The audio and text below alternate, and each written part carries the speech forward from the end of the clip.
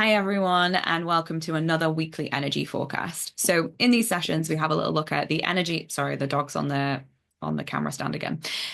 In these sessions, we have a little look at the energy of the moon phase, the energy of the seasons, the astrological energy of the week, and how that all layers on top of each other to create our experience of the week. When we have awareness around the energy that is influencing us, we have more choice and we have more understanding of what opportunities are being presented to us through that energy and how best to work with it.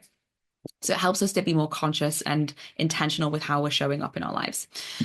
So this is a fantastic, supportive week for action. So we have a first quarter moon and the spring season, which are very aligned archetypes, right? They're all about kind of taking action, moving things forward. We have a Mercury sextiling Jupiter, we've got Venus sextiling Pluto. Sextiles are super positive aspects in astrology. They're just helpful and supportive. We've got Mercury moving into Taurus, so a bit of a tone shift. Taurus, and we're also in Taurus season, so the sun is in Taurus currently. Mercury is going to jump over into Taurus and join it this week. So Taurus is all about endurance, bringing things into physical form. It is about making things manifest. That's what earth signs are about, like physical, tangible reality.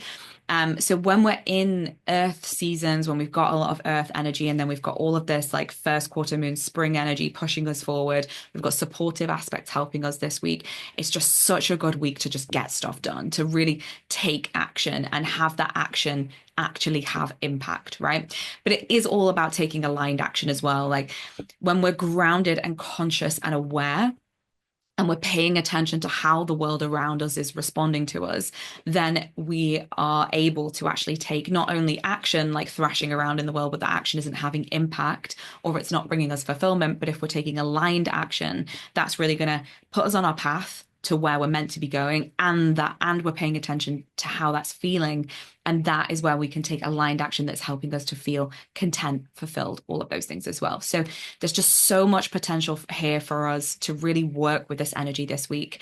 For those of you who are on the membership, or if anyone wants to join us over there, we're also working with this energy this week. So the theme of the month is working with the belt and the bridge flow. So they are radiant circuits of the systems within our bodies that help us ground the belt flow. The belt flow is all about grounding, and the bridge flow is all about connection and relationship, not only to others, but to life, and really paying attention to not only like the you as a unique individual taking action, but also how life is responding, right? So these energy pathways are so perfect and so aligned with the energy of this week. So if you're over on the membership, I'd really encourage you to take a look at the content we have on the belt and the bridge flow. We have a coaching call that we released last week, going into how to work with these energy consciously. We've got some journal prompts that we popped on. We've also got a hour-long class that really helps you to tune in and get to know these energies within your body. And then we also have a 5-minute daily practice, which you can use once you're familiar with the pathways to really connect with these. So radiant circuits are also the joy generators within our bodies as well. They're associated with happiness, with contentment, and with that really deep feeling of peace. So again, the energy this week is super supportive and they really align. So if you are on the membership, please go check those out. Okay, let's get into the weekly astrology. So not too much to cover this week. Really, really simple. Just 3 major transits. So, well, not major, but 3 nice notable transits. So Monday, the 5th of May, which was yesterday, I'm a little bit late with this because of the bank holiday, but we are still coming off the back of this. Astrology is flux, so it's not like we have a transit and then it's over. It kind of fades in and fades out. So we're in the fade out, but it's still very much present at the moment. So we have Venus in Aries sextiling Pluto in Aquarius at 3 degrees. So this is, oh, sorry, no, ignore me. On Monday, the 5th of May, we have Mercury in Aries sextiling Jupiter in Gemini at 22 degrees. Sorry, read that wrong. So Mercury in Aries is all about, is kind of getting to the point. Mercury is the planet of communication. Jupiter is the planet of expansion, of growth, of luck, of optimism, abundance, of kind of broadening our horizons, right? So this Jupiter is the great benefic, and with it being in a sextile to Mercury, this feels like very supportive and productive conversations. This feels like expansive conversations that is going to maybe bring you new information or kind of like open your mind and help you see to believe what is actually possible. And with Mercury being in Aries, this feels like it could be an action-oriented conversation, or it could be a great couple of days to have action-oriented conversations. So not, this idea that we think that we might do one day, but actually, okay, this is the idea. This is how we're going to do it. Let's take the steps. Let's just do it. Like Aries energy is the warrior of the zodiac. That's why it's often associated with the entrepreneur, because it's all about just doing without thinking. Like the key phrase they always use for zodiac, which I heard I think it was Rick Levine, was ready, shoot, aim. So it's that sense of fearlessness. That's why it's the warrior, because the warrior kind of puts its head down and charges into battle. And if the warrior thought about what he was doing, he actually probably wouldn't be able to have the fear to would probably have more fear that would then block them from actually taking the action, right? So Aries is about fearlessness. It's about not thinking and just doing.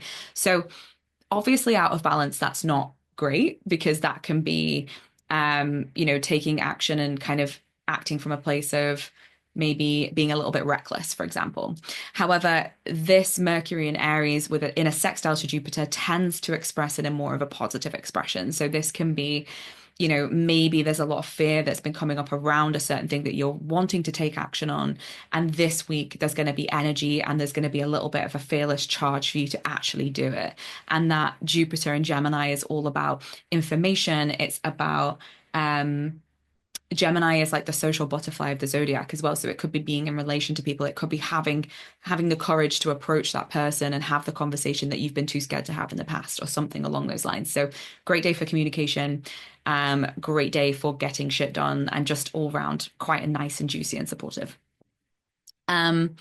Yeah, so expansive, creative conversations that spur you into action. So Jupiter is creative, Mercury in Aries, ideas, thoughts, all of those things.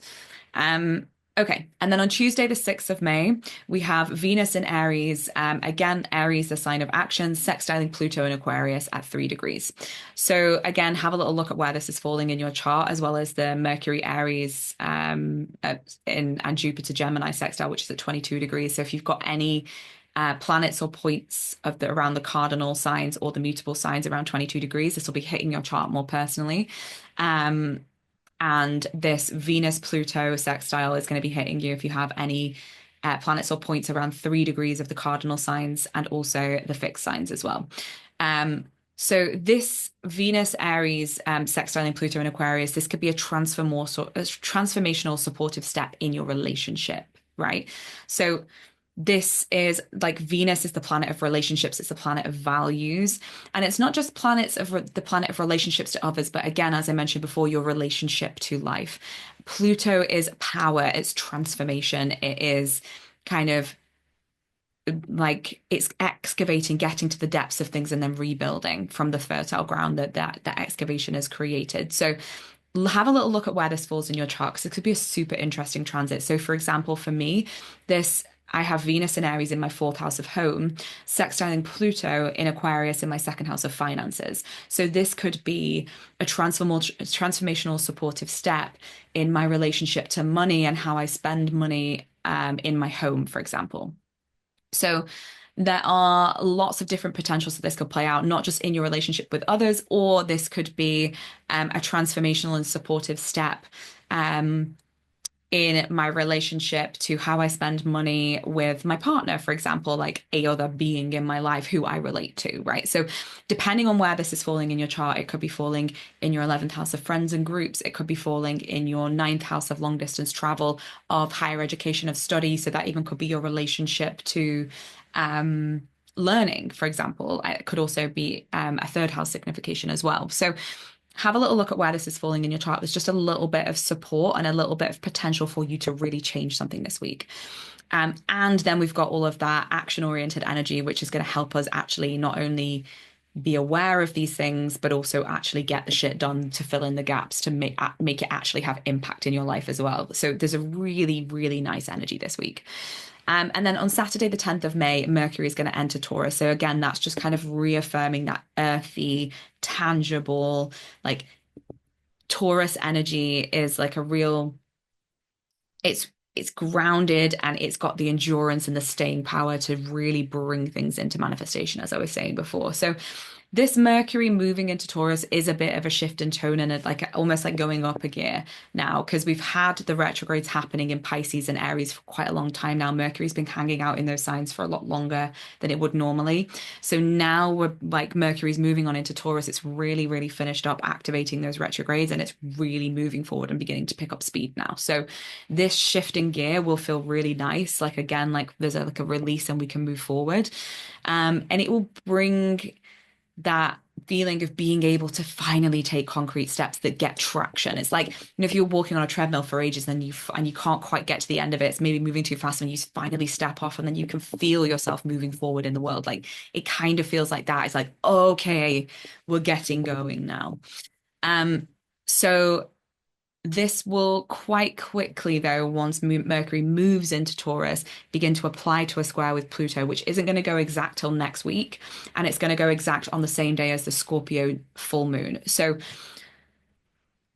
even though this week is nice and supportive and it's like action focused, there is a little bit of intensity building up towards the end of the week as we head into that full moon, which will be happening next week, I think on Monday, if you're based in the UK. So we will probably start to feel this building like Friday, Saturday, more so on Sunday. But the the full moon in Scorpio having this Pluto like Mercury square like around the same day, like it might reactivate a little bit of the tension that we were having with the Mars Pluto opposition, with that new moon in Taurus that we had last week or the week before. My brain isn't doing calendars very well at the moment, but the one we've been talking about for a while. So it's not going to be the same intensity as that T square we were having. However, it might just reactivate some of the themes because Pluto's still at the same degree point and Mercury's going to kind of activate that again. Mercury transits are pretty short, so it's not going to bring again the same intensity. But we are having a full moon at the same time. So the full moon in Scorpio, the ancient ruler of Scorpio is Mars, which was involved in that opposition, and then the modern ruler of Scorpio is Pluto. So it is really activating some of the intense tension that we've been having. The moon doesn't love to be in Scorpio. The moon is in its fall in Scorpio, even though the moon is related to emotions. Scorpio brings fiery and emotional intensity. It can be um overwhelming emotions sometimes because it's fixed. So the moon likes to flow a lot more, which is why the moon struggles a little bit in Scorpio. So it will bring with it a bit of all full moons bring emotional intensity anyway. A Scorpio full moon definitely kind of just brings a bit more of that edge. So just be aware of that, right? Like if you're someone, particularly if you've got planets or points in Scorpio or in any of the fixed signs, you will be feeling this more personally. And sometimes when there is a lot of emotional charge in the air, we can have reactions to things that seem disproportionate to what's actually happening, right? And that's the full moon influence. So just have awareness towards the end of the week if you are feeling emotionally charged. It's important to acknowledge how you're feeling, of course, but maybe not necessarily the time to address those things when there is a lot of emotional charge in the air. Because if you're feeling it, other people are going to be feeling it. That can create friction and tension. Scorpio is ruled by Mars. Mars is the planet of war and fighting, as well as the planet of taking assertive action and getting stuff done. So it's not that Mars is bad.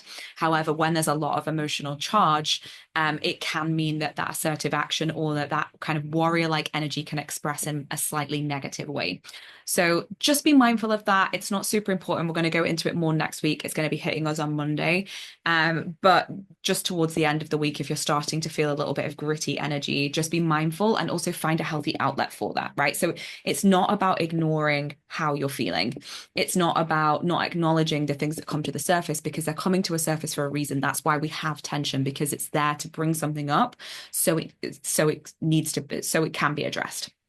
So again, it's not ignoring it, but it's just knowing that your energy is going to be a bit grittier than usual. So, I think I mentioned last week, like something I love to do when I'm in like a gritty phase and like I can feel that kind of like frustrated energy is to like do some aggressive cleaning or something like that, like put that gritty energy somewhere because it's energy that needs to go somewhere. So if you're feeling frustration, if you're feeling very emotional, like channel it into something, find an outlet for it.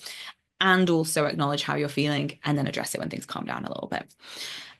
So I think that's all I really wanted to touch on for this week, to be honest. Again, super quiet, and what I've just spoken about there with the full moon, that's going to be much more relevant next week anyway. What I would say is, again, like make the most of the energy for this week. So we actually also have a video on our YouTube channel about the belt and the bridge flow as well. So that will help you work with these if you're not on our membership, but you want to kind of get into it. So, often we consciously know what we want to be doing, where we want to be moving in life. But if the whole of us isn't on board with that, then that's where there can be a mismatch, like knowing consciously what you want to do, but not ever quite bridging that gap, right? So when we work with energy practices and when we work with clear intention and when we work with grounding ourselves and working on self-awareness and being present, which is what a daily practice helps us with, then that's when we're much more able to take action and let it be sustainable and also let it be aligned. So it's not just thrashing around in the world with actions having no impact, but it is taking action in a way that is aligned for you, for your life path, and also on a path to contentment, peace, fulfillment, happiness, all of those things as well. Because, we can quite often think consciously that we know that we want to build that business, but maybe that's from conditioning that we think that we should do that. But actually, what's right for us is something that's really different. And we only learn that by taking steps and paying attention to how we feel and how the world responds to that action along the way. So working with energy practices that get you into your body, that help you connect with life and help you stay grounded and present and aware is incredibly powerful because you're bypassing that conscious mind that only is really active about 5 to 10% of the time anyway, and you're getting into the subconscious. So when you're aligning your subconscious with your conscious thoughts and intentions, that's when we can really go so much further. So I really, really encourage you to play around and start to work with this practice and not only consciously know what the energy is bringing, but also aligning with it physically, energetically. And that will really help you get a lot more out of these readings and just enjoy your life more, which is always nice. So I think that's all I wanted to touch on. Lots of love. I will see you all in the next week's video. And yeah, have a wonderful week and keep me posted if you notice anything kind of come up this week as well, because just love hearing those stories. Lots of love. Bye.